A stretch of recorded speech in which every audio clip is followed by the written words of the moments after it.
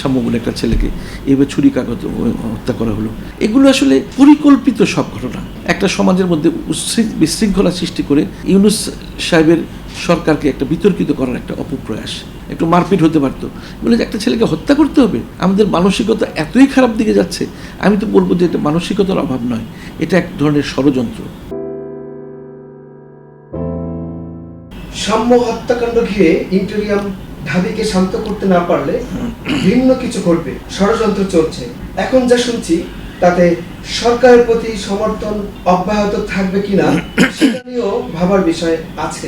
সরকারকে সমর্থন যদি নাই দেই তার মানে এই নয় যে ফ্যাসিবাদ ভালো ছিল। সার্বিক এই বিষয়গুলো আপনি কিভাবে দেখছেন? আলী সাহেব, আসলে যেটা প্রতিদিনের আমি দেখছি যে ইউনূস স্যার এত চেষ্টা করছেন দেশটাকে সামনে এগিয়ে নেওয়ার, কিন্তু প্রতিদিনই ওনাকে কোনো না কোনো কিছু একটা ফেস করতে হয় সমস্যা। যে গত রাত্রে যে ঘটনা করে একটা সাম্য বলে একটা ছেলেকে এইভাবে ছুরিকাঘাতে হত্যা করা হলো, 5 বছর মেয়েকে ধর্ষণ করে তাকে দেহ টুকরা টুকরা করে পুড়িয়ে ফেলা হলো। এগুলো আসলে পরিকল্পিত সব ঘটনা।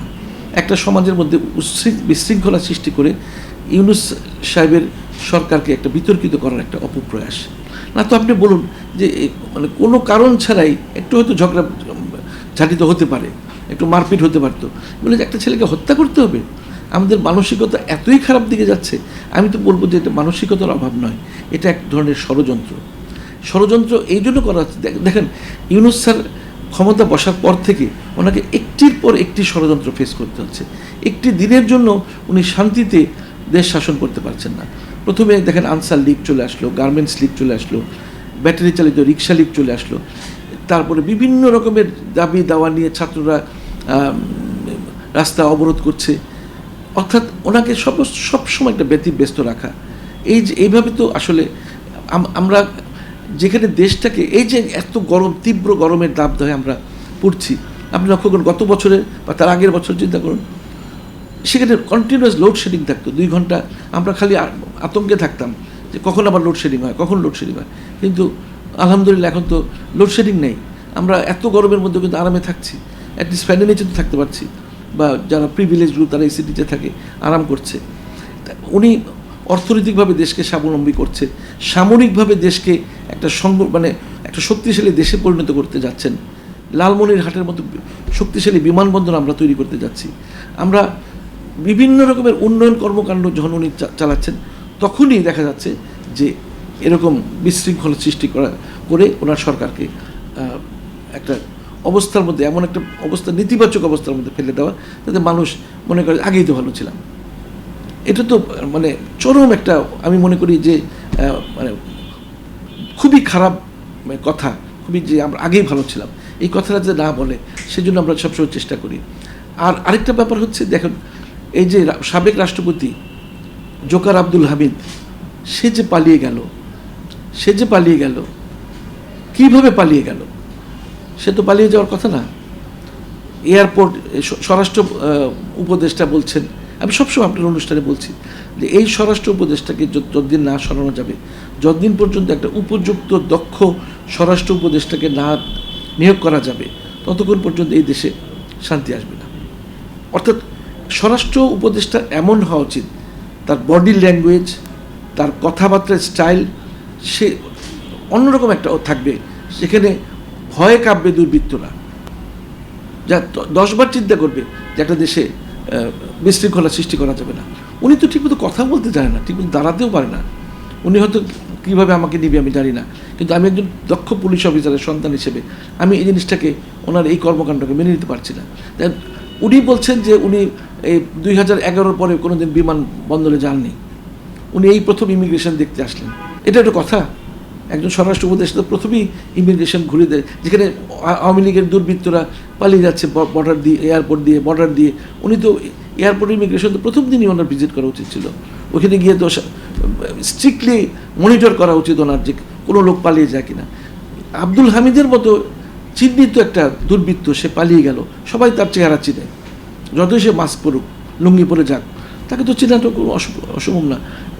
কিশোরগঞ্জের এসপি নাকি লিস্ট পাঠিয়েছিল যে এরা পালাবে, অথচ এসবি করলো কি, কোনো তাকে আটকালো না, এয়ারপোর্টে গুরুত্ব দেয়নি। এবং আসলে এই যে অদক্ষতা স্বরাষ্ট্র উপদেষ্টার, এর জন্য আমাদের আরও মানে অনেক বড় মাসুল দিতে হচ্ছে, ইউনূস স্যারকে অনেক বড় মাসুল দিতে হচ্ছে।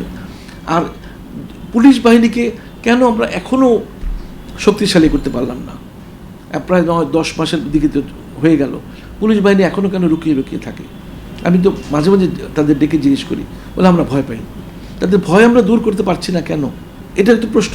আজকে যে পুলিশ বাহিনী শক্তিশালী হতো, পুরো ঢাকা শহরকে একেবারে মানে পুলিশ বাহিনীতে, আমি তো পুলিশের সন্তান, আমি জানি সব থানাতে রেকর্ড আছে কারা কারা দুর্বৃত্ত, কারা কারা অশান্তি করে, কারা কারা হাইজ্যাক করে, কারা কারা ডাকাতি করে, সব লিস্ট আছে।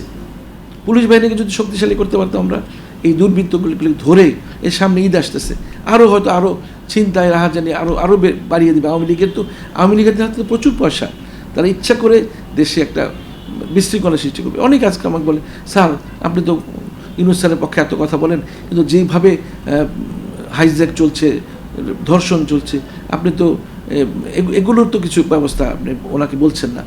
তো আসলে এই যে নেগেটিভ পয়েন্টগুলো তৈরি করার জন্যই ফ্যাসিস্ট যে মানে আওয়ামী লীগ যাকে নিষিদ্ধ করা হয়েছে, আপনি আলী সাহেব আপনি নিশ্চয়ই সাক্ষী দিবেন যে আমি আপনার প্রতিটা পর্বে কিন্তু আওয়ামী লীগকে নিষিদ্ধ করার ব্যাপারে জোর দাবি জানিয়ে এসেছি। শুধু আওয়ামী লীগ না, আওয়ামী লীগের যে সংগঠন, সহযোগী সংগঠন যারা ফ্যাসিস্ট সরকারকে ক্ষমতা রাখতে সহযোগিতা করেছে, যেমন গোলাম কাদেরের জাতীয় পার্টি, এদেরও চূর্ণ, মুজিবুল হক চূর্ণ, আনিসুল ইসলাম মাহমুদ, এরা এখনও ঘুরে বেড়াচ্ছে কেমন করে? যদি ইনু মেনন যদি জেলখানায় থাকতে পারে, তাহলে জিএম কাদের, মুজিবুল হক চূর্ণ, আনিসুল ইসলাম মাহমুদ, এরা কীভাবে বাইরে থাকে? আসলে এত ঢিলা দিলে চলবে না আলী সাহেব। আমি সবসময় আমি একটা এইভাবে কতগুলো ব্যাপারে স্ট্রিক্ট থাকি যে কঠোর হতে হবে, কঠোরভাবে আইন প্রয়োগ করতে হবে। এখানে কোনো রকমের কে কোন দল করে, অনেক সন্তান হারাবো আমরা। বিশৃঙ্খল পরিবেশ, এই বিশৃঙ্খলা তো সৃষ্টি করছে ইচ্ছাকৃতভাবে। এই বিশৃঙ্খলা যদি এইভাবে চলতে পারে, তাহলে তো আমাদের ইউনূস স্যার, আমাদের গর্বের ধন, তার ভাবমূর্তি নষ্ট হবে।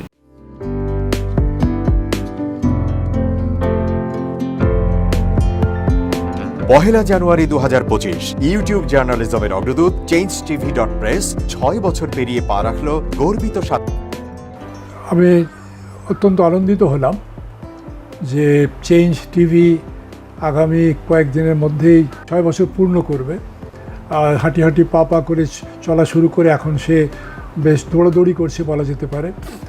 ও নামটাও অত্যন্ত বলবো যে সিগনিফিক্যান্ট, যে চেঞ্জ, এই গণঅভ্যুত্থান কিন্তু চেঞ্জ চেয়েছে।